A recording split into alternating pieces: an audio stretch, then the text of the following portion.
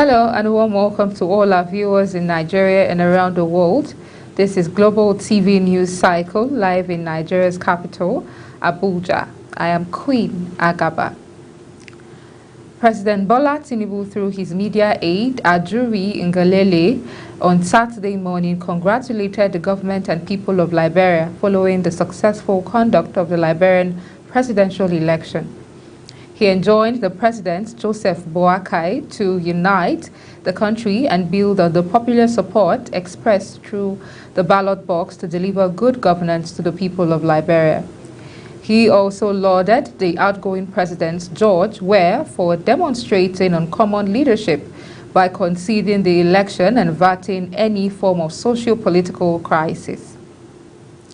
Former President Goodluck Jonathan has also lauded the show of statesmanship by Liberian President George Weah in the just concluded presidential election for accepting defeat to opposition leader Joseph Boakai. In his tweets on Saturday, titled "Liberia Wins, Democracy Gains," Jonathan said he was pleased with the outcome of the democratic process in Liberia. The former Nigerian leader commended Weah for accepting defeat and congratulating his opponent ahead of the official declaration. He noted that the win and the peaceful election process was a plus for democracy and the West African Regional Bloc, the economic community of West African states. Vice President Kashim Shettima on Saturday launched the Abdul Samad Rabiu Center for Innovation and Entrepreneurship at the University of Maiduguri, Borno State. The 1 billion naira center was constructed and donated to the university by the Abdul Samad Rabiu Africa Initiative to accelerate the growth and development of innovation and entrepreneurship among students and researchers. Shettima and Abdul Samad Rabiu were both awardees of honorary doctorate degrees of the university at its 24th combined convocation held on Saturday. And the Minister of State for Environment, Isiaq Salako, has emphasized that climate action is pivotal to realizing the 8 presidential priorities outlined by the current administration. Salako stated this on Saturday in Abuja during the launch of a project mapping climate change impact and policies across Nigeria's 36 states. He noted that managing environmental issues and climate change successfully requires full participation from sub-national governments and all citizens.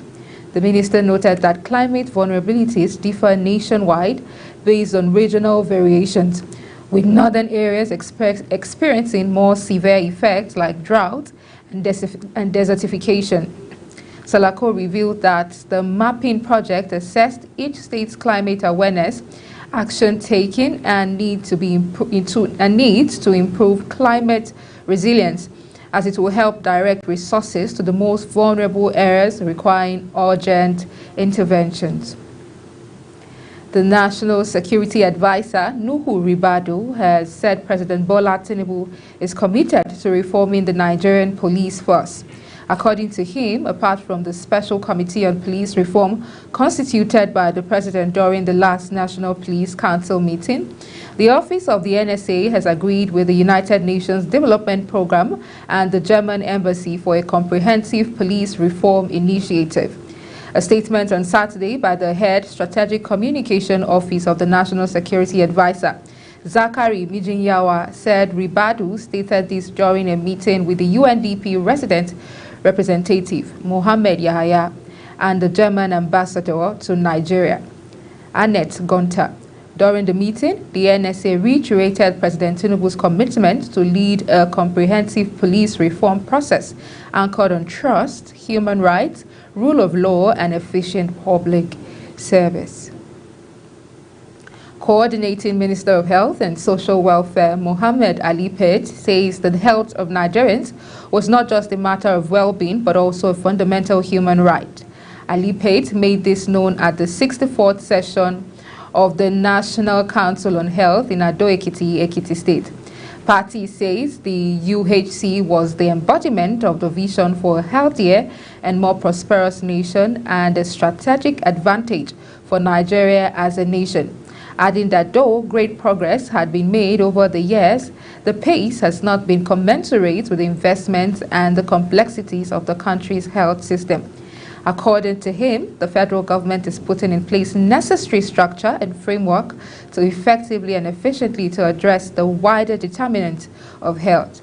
Party said effective governance is the bedrock upon which UHC stands. The senior special assistant to the president on school feeding, Yetunde Adeniji, has disclosed that the federal government plans to feed 100,000 displaced children in the north. Adeniji revealed the plan when her delegation sought the support of the Nasarawa State Governor, Abdullahi Sule, and the Emir of Borgu Kingdom, Mohammed Dantoro, to help facilitate the program during a familiarization tour. The presidential aide said the FG plans to start with 5,000 of the displaced kids for the first phase of the feeding initiative, with the hope of increasing the number to 100,000 subsequently. This was disclosed in a statement issued in Abuja on Saturday by her media team. The General Officer commanding 3 Division Nigerian Army, Major General A.E. Abubakar, has pledged to ensure the security and safety of National Youth Service Corps members serving in Plateau State. Speaking during a visit to the NYSC orientation camp in Jos this week, Abubakar outlined efforts by his command and the military's Operation Safe Haven to maintain peace in the plateau. As contained in a statement released on Saturday via the Nigerian Army's X account, Abubakar urged the Corps members to remain vigilant and provide security agencies useful information to apprehend suspicious persons. He advised them to shun social vices and be law-abiding. The senior commander warned that there will be no hiding place for criminals as Operation Safe Haven troops are committed to hunting them down. The Kogi State Police Command has said that the arrest of the Kogi State governorship candidate of the Action Alliance, Olayinka Braimo, during the off-cycle governorship election in the state was not in connection with any electoral offense. The command stated that Braimo was arrested by the police because of his disregard for restriction orders. These followed reports that the governorship candidate and some of his aides were arrested in the Kababunu local government area of the state for allegedly having in their possession some campaign materials which were kept in his vehicle.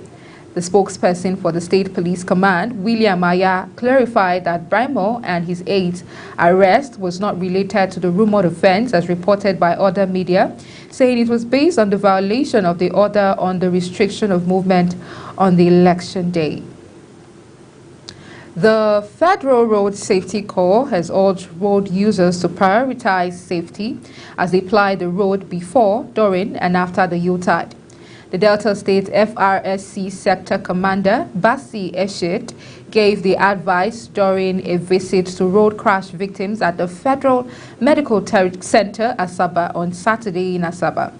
Eshit described road traffic crashes and fatalities as a public health crisis that requires urgent, concise, and dedicated actions.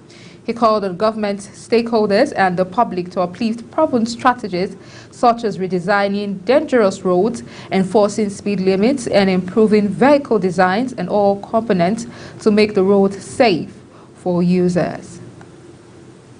You're watching Global TV News Cycle coming to you live from Nigeria's capital, Abuja.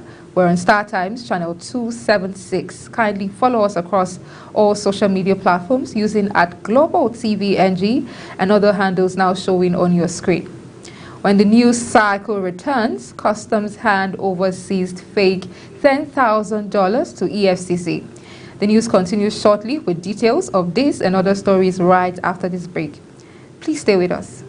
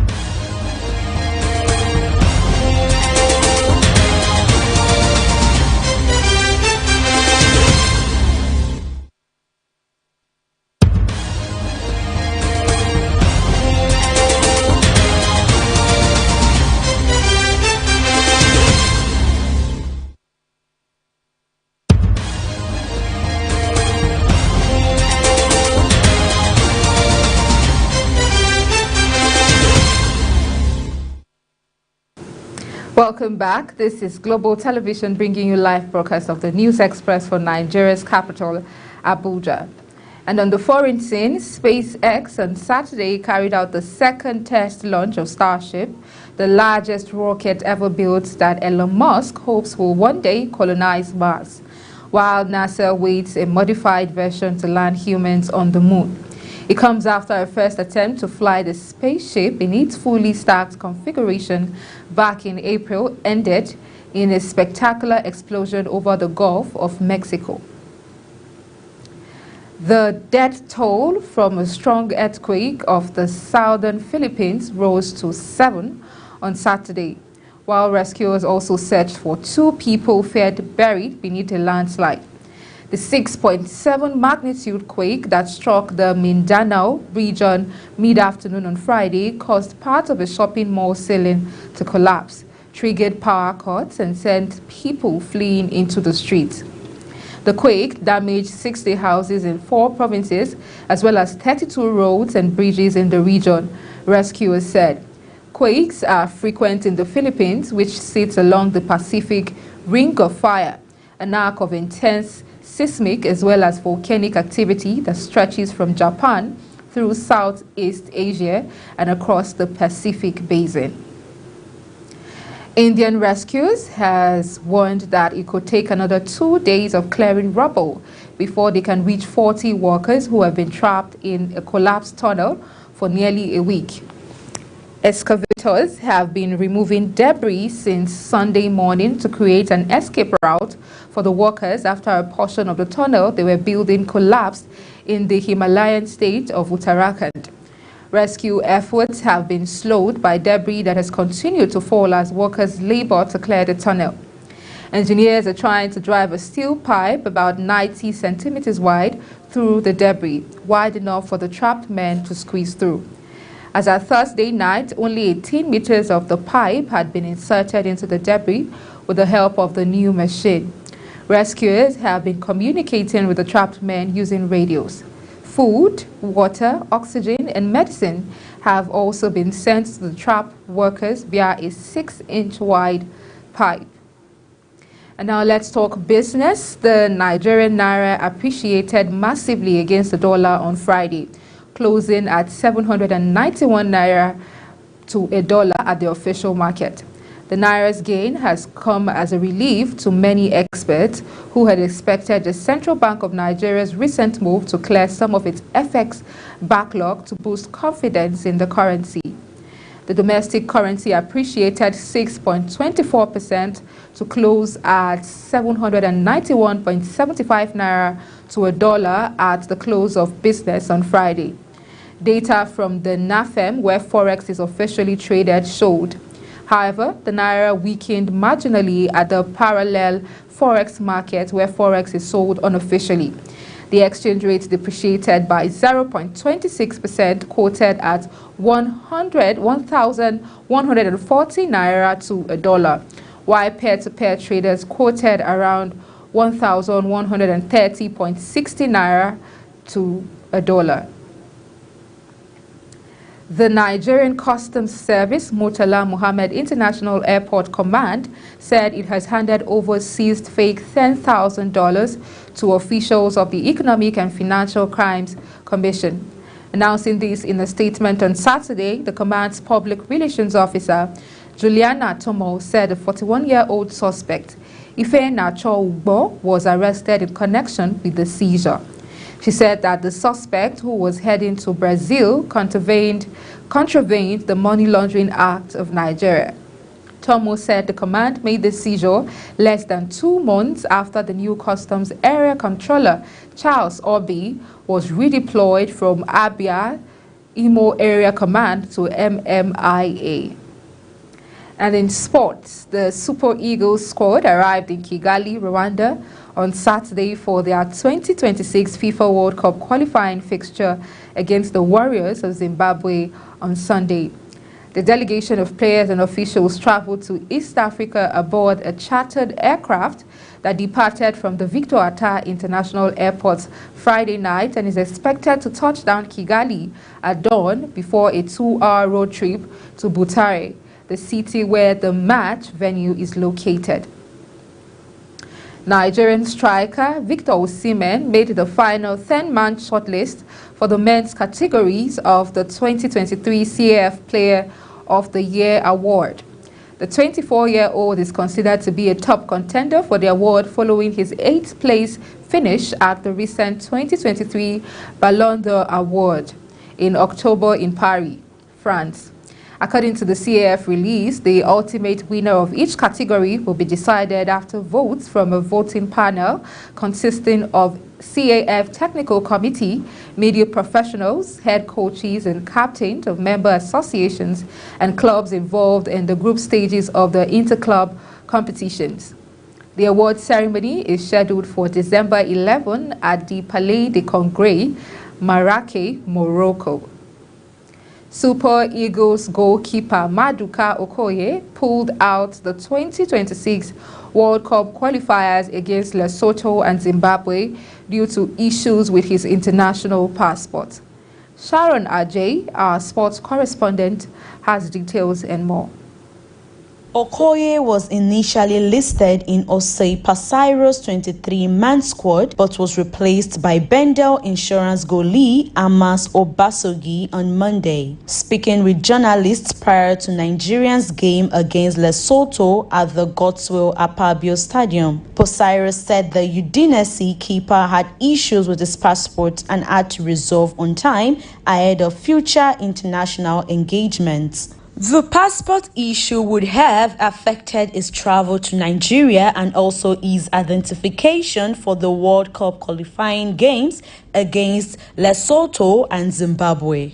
Meanwhile, Super Eagles head coach Osei Pasairo has dismissed the suggestion he may be sacked by the Nigerian Football Federation (NFF) after Nigerians' 1-1 draw with Lesotho in the 2026 World Cup qualifier opener in Uyo. Speaking during his post-match press conference, Pasairo was asked if the NFF should decide to terminate his contract based on the results. Also, Pasairo expressed disappointment over the suggestion and he also expressed displeasure over the result and the performance, saying his team tried but couldn't get to the maximum point. However, Lesotho stayed behind all through for 90 minutes. They only came forward 2 and 3 times. Sharon Ajay reporting for Global TV News.